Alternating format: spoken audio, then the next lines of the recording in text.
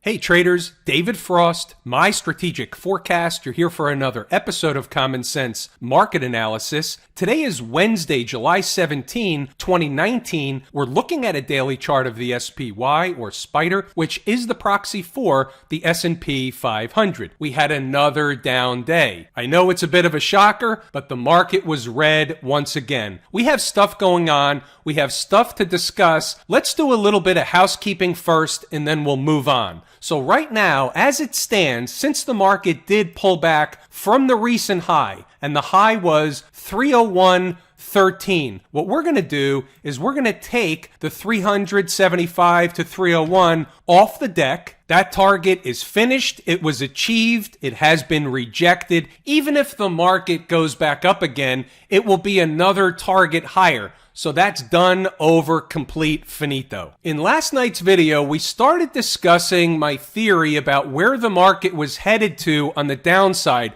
at least headed to initially. I didn't necessarily think we would get all the way there in one day, but we got all the way there today. In the after hours session, the market actually did fill the gap, or has at least come very, very close to it. We'll take a look at the after hours session.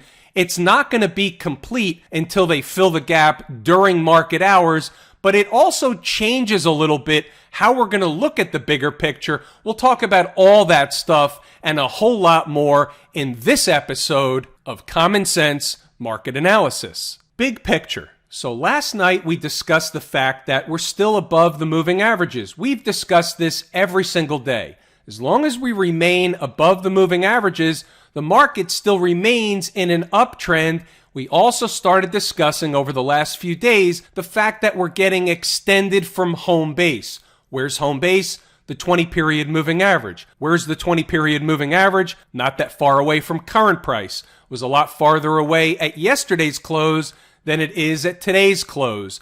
The 20-period moving average is home base for a reason. The market likes to come back and check in at home base. That doesn't mean we can't bust through home base. For all you bears out there, that doesn't mean the market can't have a huge gap down and a huge gap and go on the downside. Anything is possible. We'll talk more about that throughout the video. Let's focus in on where we are now and what the short-term numbers are and the short-term likely scenario is. So today, the majority of the selling came towards the latter part of the trading session. The volume was still rather quiet, or rather light. In fact, the pickup in volume from yesterday, the majority or all of the delta between yesterday and today is found in the last 10-minute candle of the day, where there was about 5 million shares traded. Is that in and of itself extremely heavy for a specific 10-minute candle? Not necessarily, not so much. You do typically get an increase in volume into the end of the day, similar to the one you get on the front end of the day. It's the bookend volume scenario. Here's an hourly chart. When we look at the hourly chart, you can see that the market was essentially creeping lower. The last couple of hours of the day, the creep picked up speed, but essentially the market was creeping, made a little bit of a sideways bear flag pattern for a while, and then we started to break down, heading toward that gap and toward the 100-period moving average. Here's the 24-hour session, so this includes the after-hours data, and you can see that same gap that we had identified at 297.19. The low, even in the after-hours session so far, happens to be 297.26. So a couple of things. A, they just hit the gap as I'm speaking. Let's see what the low is now. The low is 297.21. So A, they're going to fill the gap. And B, they can certainly go lower. We had some interesting news after the market closed today. Netflix reported earnings. Now, we don't really care about Netflix in and of itself. Unless you own or are short the stock, you care about Netflix. But we all use Netflix. It's a great company. We love the product. And there's your gap on the SPY. But in terms of Netflix, let's go over there for a second. We'll go back to the regular session first, because I want to get the dramatization of Netflix. So Netflix closes the day. Let's get the daily chart going. Netflix closes the day at 362.44. Netflix is currently trading down 50 smokes at 315 and change. That's what the hourly chart looks like after the earnings announcement. So this is going to hurt the NASDAQ tomorrow. It's going to hurt other tech stocks. It's not good for sentiment. Certainly Netflix, unless it does an about face and finds its way headed in the northern direction by the opening bell tomorrow, it's doubtful that Netflix is going to drag the market up to new highs. So this is certainly one on the bear side of the ledger. Let's get back to the S&P. Let's go back to the regular session, eliminate the after hours data, and let's talk about where we're going in the morning if in fact the market continues lower, if we have follow through into Thursday morning. First off, you have the gap, but then you have the secondary number underneath that we've identified at 296.33. 296.33 is just a number. It's a zone. It's on one or the other side of that. It's a general area where the market is likely to find an semblance of, at minimum, of intraday support under garden variety market conditions. That's just the way it is. Think about where we are, back to the daily chart. Think about what you're likely to hear in the morning and tonight if you're watching the financial media and you're reading the blogs. When the market is down, the negative sentiment comes out. So the first order of business is to make sure that we recognize, regardless of what's happening tomorrow, either way, it's important information. I'll explain both sides. So on one hand, we know that we're coming into or close to the 20-day moving average. We have a gap above that. We have other important numbers above that area. So there should be an semblance of support no matter what's going on in the news cycle. We always want to have the big picture in the back of our minds. So on one hand, the market should find an semblance of support, but on the other hand, what happens if we wake up to a huge gap down for whatever reason and we're cutting through the 20-period moving average like a hot knife through butter? We're still going to keep this reversal candle in mind. The low is 295.48. 295 is somewhat of a semi-fat round number, and you also have this area where the market has a gap here, and it gapped up and went. So it gapped higher, came back to test that area once or twice, and then it went higher. So we know that down here is support under normal garden variety market conditions, somewhere in that vicinity of 295, maybe slightly below, maybe slightly above, but somewhere in that neighborhood, they're likely to find intraday support before running down to fill the gap, which would be the next order of business. We're taking the market one step at a time in this video because we don't necessarily know or never know how exactly the market's going to open up in the morning. I want to pre-position you.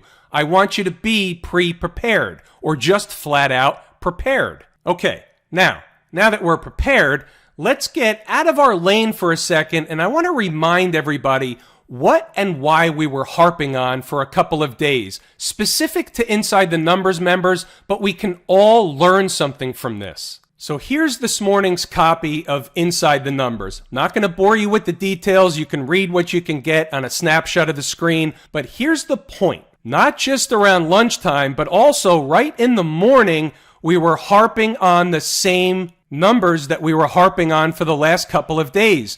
30-10 in the ES, 300 in the SPY. Let's go back up to that 11:30 update and let's understand what we were discussing. The transports are getting crushed. Of note, it was really of double note. We'll get to the transports in a little while.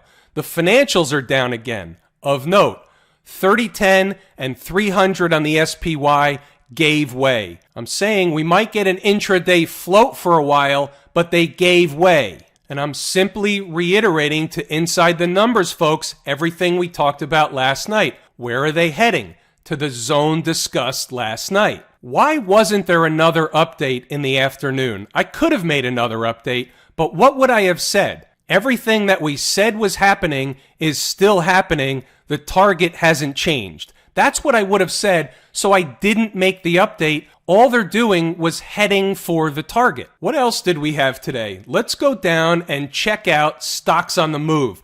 We had a little bit of a list. Earnings season is here. Stuff is moving in the morning. It's going to get better and better as the days go on. We talked about the fact that when earnings season showed up, we were going to get an increase in volatility. What follows low volatility? Higher volatility. That's the way it works. So out of this list, 3 stocks hit our targets. We won't spend an inordinate amount of time on these tonight, but we will look at the charts.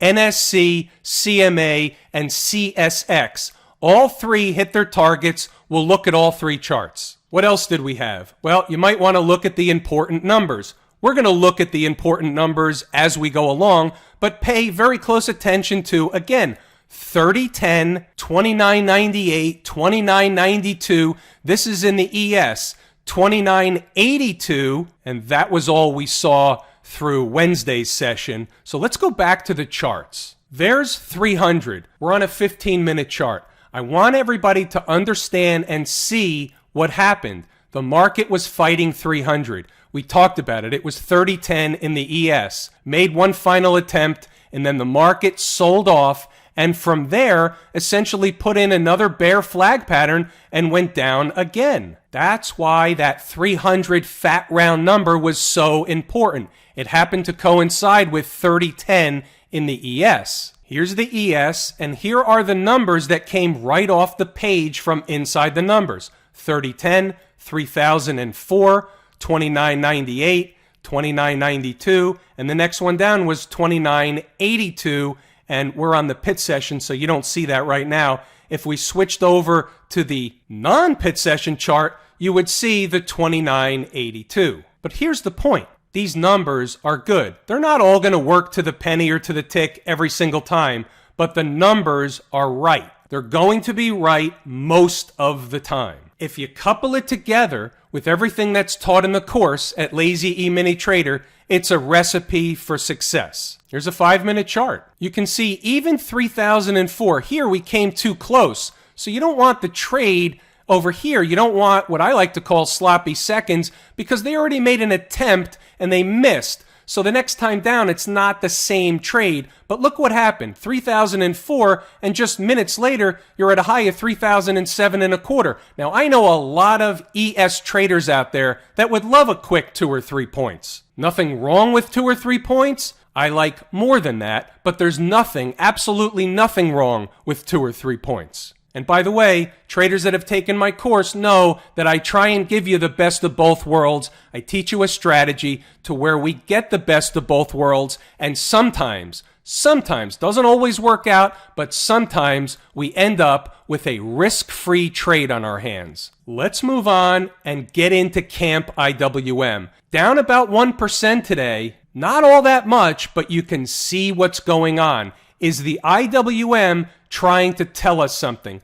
Look what's going on here. So here's somewhat of a breakup candle. So the low is 153.94. What's the low today? The low is 153.73, closing above 154. Did they fill the gap? The gap comes in at 153.63. No, they didn't fill the gap. The low was 153.73. They came up 10 cents short. Will they fill the gap? They will likely fill the gap. Is this bull flag pattern that we've been discussing failing? We discussed the fact that it's either going to release the energy in the northern direction or it's going to fail, but that same energy will be released in the southern direction if it fails. So we have to watch very, very closely. This gap is extremely important. If the IWM hits that gap and rockets off it in the northern direction, that's a positive for the bulls. If they dig in and they start hanging around down there, closing hour after hour after hour, and they close the day down there inside that gap, that's not good for the bulls. That's better for the bears. That's the way I look at the market. Doesn't always work out 100% of the time in the way I just described it, but using that information generally proves helpful more than it doesn't. Closing below the 100 period moving average is something, but it's not everything, and here's the reason why. All we've really been doing is running on top of the 100 period moving average for a while. So is the 100 period moving average all that important? And the answer is not so much. It's important to be above all the moving averages for the bulls, but closing one day below the 20 and the 100 period moving average in this case isn't all that important until and unless we begin trading lower. For example, let's say over the next day or two, they came down, filled the gap, hit the 50 period moving average, but ricocheted off of it and went back in the other direction. Closing back above the moving averages, what would we say? We would say that that's absolutely bullish. So we're not going to mail in the death certificate for the IWM just yet, but we're watching. Remember, there's a lot of important stuff going on this chart. This is a trend line. We've talked about that a couple of times. It's better seen on the weekly chart. You can see, again, potentially being rejected away from that trend line. What if we close the week below all these moving averages, having been rejected from that trend line again? Again, that would be negative. That would be good for the bears, bad for the bulls. We also have the potential for another lower high. We talk about this all the time. High, lower high, potential lower high.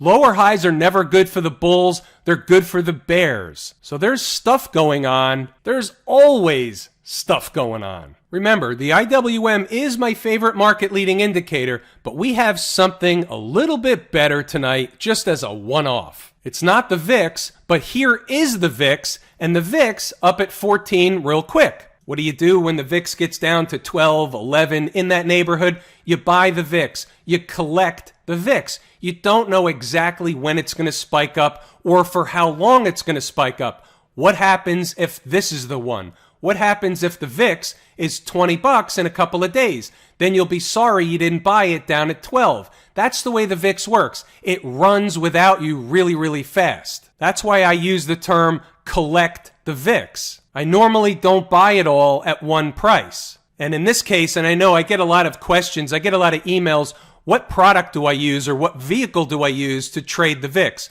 Me personally, I like to trade options on the VIX.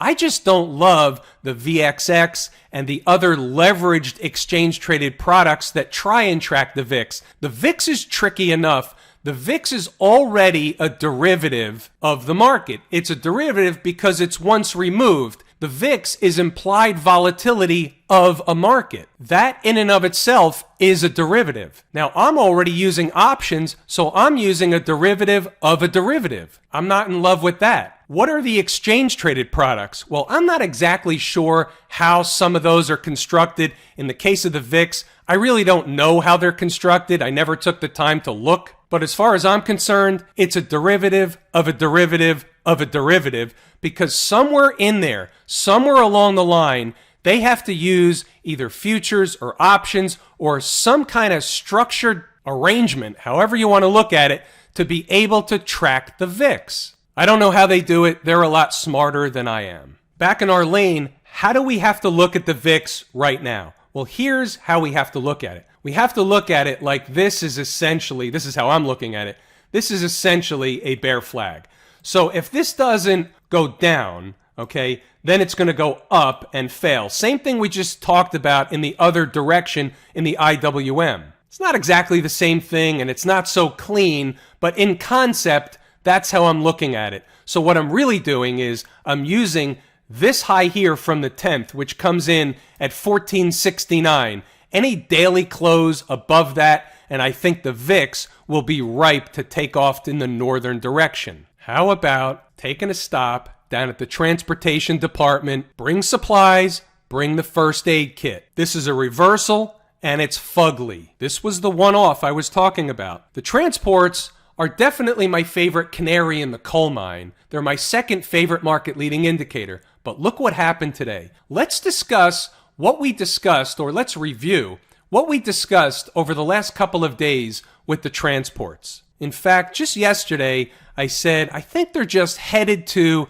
a destination. We looked at the weekly chart. We saw a very, very important area on the weekly chart that was very similar to what we discussed with the XLF. Well, look what happened today. We were absolutely rejected from that area yesterday, and today was a bloodbath. Here was the weekly chart. This is what we were looking at. We were looking at the breakdown candle high right about 11,000, a little bit above that, made a run for it once, tried it again here yesterday, and look where we are now into these moving averages. So it's going to be make it or break it this week for the transports. If the week closes poorly, back below these moving averages, that's certainly a failure. That's another lower high. That's everything they advertise it to be. Even on the daily chart, look at this. Here's a breakup candle from the other day. The low is 10,416.36.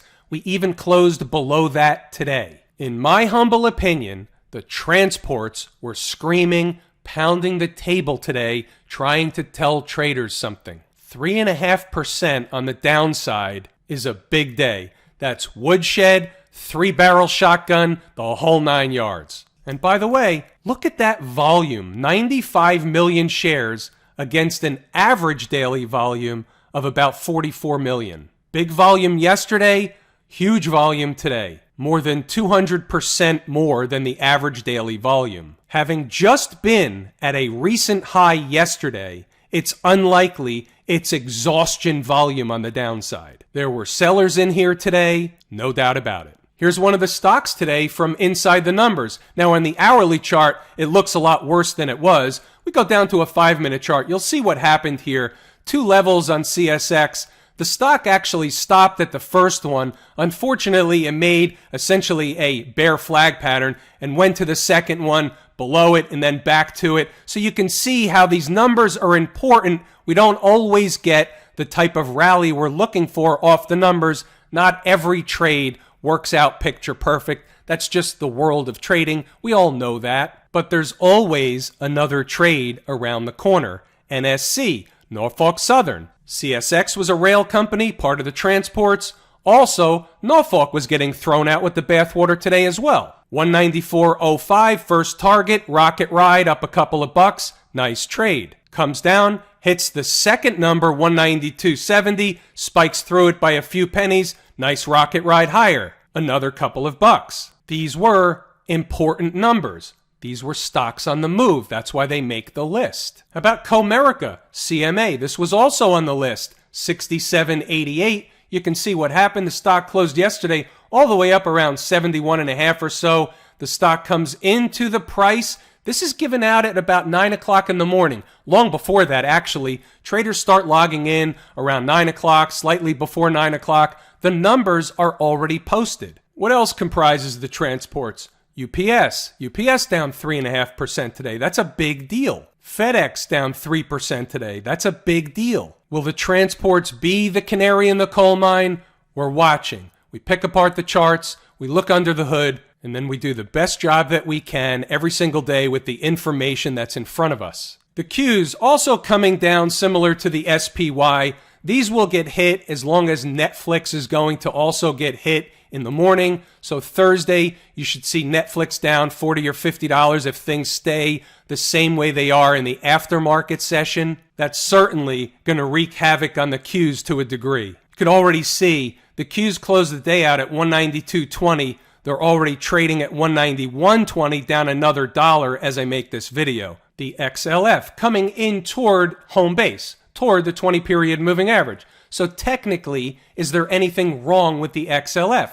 No, not at all. It was down 1%. Not a terrible day. Certainly not the transports. But what happens if we close a week, whether it's this week or another week, back below 27.47? That's a recapture. That's good for the bears. That would not be good for the bull case. How about the SMH? The SMH was basically flat today. So the pitcher has been throwing 95 inside, high and tight all day long, and the SMH doesn't budge, stays right in the box. It's in an uptrend. It's interesting. It's certainly of note. It's a puzzle piece. It's on the table. And with that, folks, I will pull the ripcord here tonight. I'm David Frost, my strategic forecast. Thanks for tuning in for another episode of Common Sense Market Analysis.